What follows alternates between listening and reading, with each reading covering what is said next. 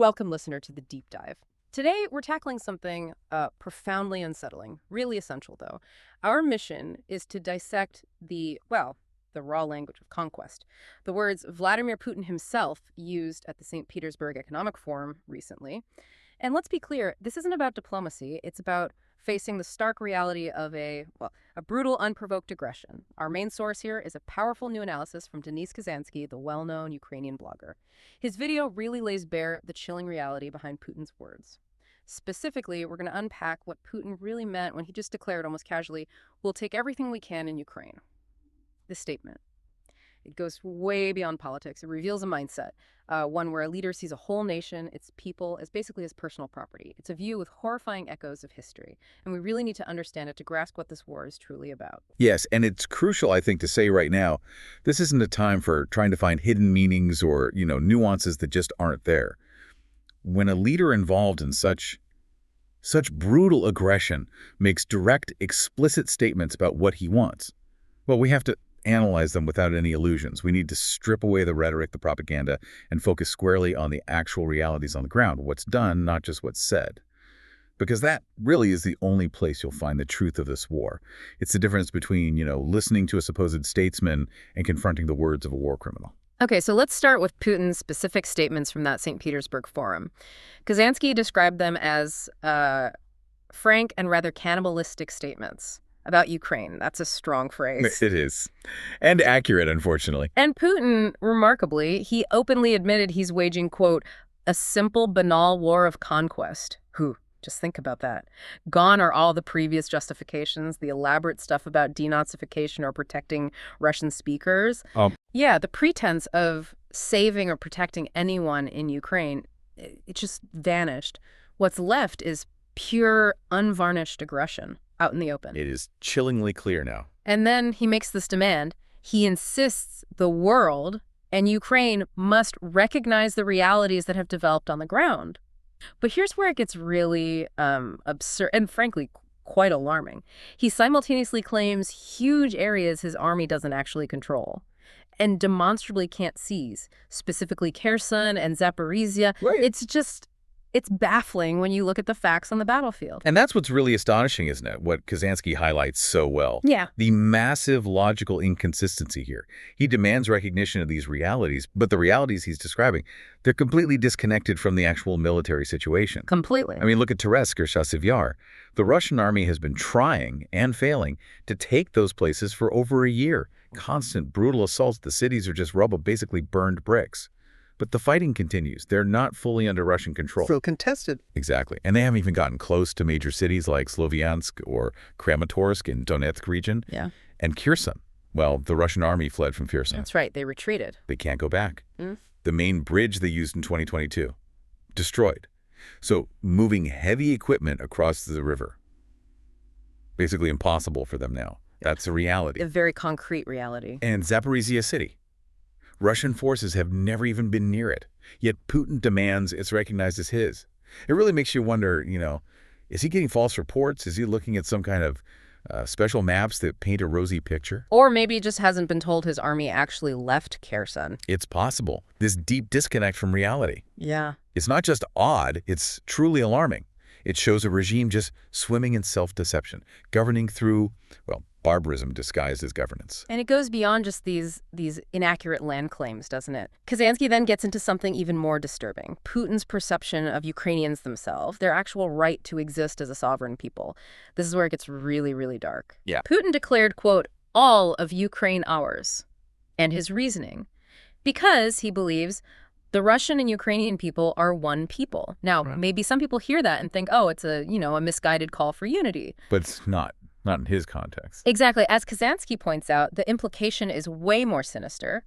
Putin sees Ukrainians not as equals, but as well as his property, like serfs. Belonging to him and his cronies? Right, belonging to him and his friends. In his worldview, Ukrainians have no right to their own land, no right to self-determination, no right to choose their own future or build their own country. Oh, none whatsoever. Ukraine for him is just. Kazansky uses the term plantation with slaves or just some kind of property. It's utterly dehumanizing. It really is. It strips an entire nation of its agency, its dignity. It's fundamentally well, you have to say it, a genocidal view. And this twisted logic, it leads to that critical question Kazansky raises. If Russians and Ukrainians are one people, according to Putin's own logic, then what is he doing? By bombing Ukrainian cities, hitting homes, schools, hospitals, playgrounds, he's acting as, quote, an executioner of his own people. Exactly. That's the brutal logic of his own words versus his actions. And when you connect this to the bigger historical picture, the parallels are not just chilling, they're frankly terrifying. Kazansky's video points out this really grim detail, something that should stop everyone in their tracks. Putin recently talked about some ancient rule. He said, wherever the foot of a Russian soldier treads, that land is ours. An ancient rule. Doesn't sound familiar. Because it's not. It's not an ancient Russian saying at all.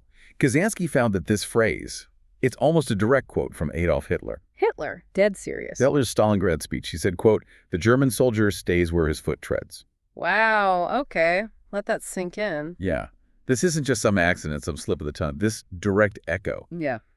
It shows something deeply disturbing about the ideology here. It absolutely does. It means Russian authorities are, again, deliberately, explicitly quoting leaders of the Third Reich to justify what they're doing. It's hard to even process that. And Putin's threats of conquest, they don't stop there. And they don't even bother pretending about the will of the people anymore. No more sham referendums mentioned. Not a word. He specifically threatened to seize the city of Sumy, which he actually mispronounced, by the way. Oh, really? Yeah. He described creating a security zone first, maybe 10, 12 kilometers, and then taking the city itself.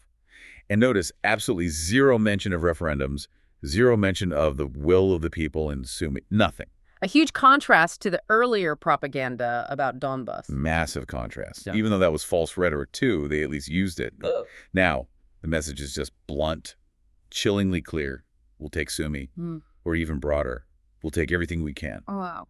This isn't the language of politics anymore. It's the brazen language of a conqueror, a war criminal who's dropped the mask entirely. So, okay, what does this all really mean?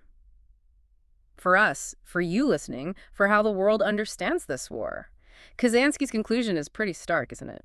He basically says this video, these recent statements from Putin, they should be required viewing for anyone still holding out hope for peace talks. Anyone who thinks Putin desires peace, yeah, or that negotiations are even possible. Because the reality right there in his own words and actions is that Putin is, well, Kazansky calls it obsessed with a maniacal desire to seize and destroy Ukraine. A maniacal desire, yes. He genuinely seems to believe Ukrainians are his property, with zero right to choose their own destiny, build their own country, or even exist outside his control. It's absolutely clear. How do you negotiate with that mindset? Yeah. With someone who sees people as chattel? You can't. It seems impossible. Kazansky even suggests Putin appears mentally unwell, and that he won't stop as long as he has the resources, the people, the money, the weapons to keep going. To keep this aggression going. The truth of this war, it isn't in his deceptive words. It's in the destruction. It's in the actions. And that's a really painful reality we have to face, isn't it?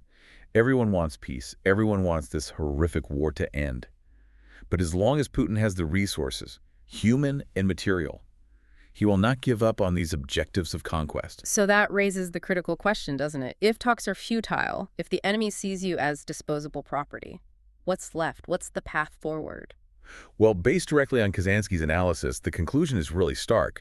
The only effective response right now is continued unwavering support for the Ukrainian army. Practical support. Exactly. Tangible, material support. Donations for essential gear. Things like drones, especially FPVs, those first-person view drones that are so crucial now. For reconnaissance, for precision strikes. Precisely. And electronic warfare systems, EW, or ANTIA, as it's often called. This support isn't just, helpful, it's absolutely critical. For basic survival, really. For Ukrainian defenders to protect their land, protect their people, from invaders who literally see them as property, as serfs. It's why Kazansky, he always includes links to verified volunteer funds for donations. It underlines how vital that collective action is against this kind of barbarism. Sometimes, listener, the most profound truths, the most terrifying ones, they aren't hidden away. They're declared right out in the open, revealing this raw, unmasked ambition for conquest. And when a leader equates an entire sovereign nation with his personal property, when he starts echoing the rhetoric of history's worst aggressors, Well, that demands our full, unflinching attention. It demands we look past the words. Exactly. Look past the words, focus on the deeds, what's actually happening. Maybe take a moment after this to reflect on what these statements, these actions really imply for the future of international relations, for what national sovereignty even means, and just how critical it is to understand the real drivers behind this brutal, unprovoked war.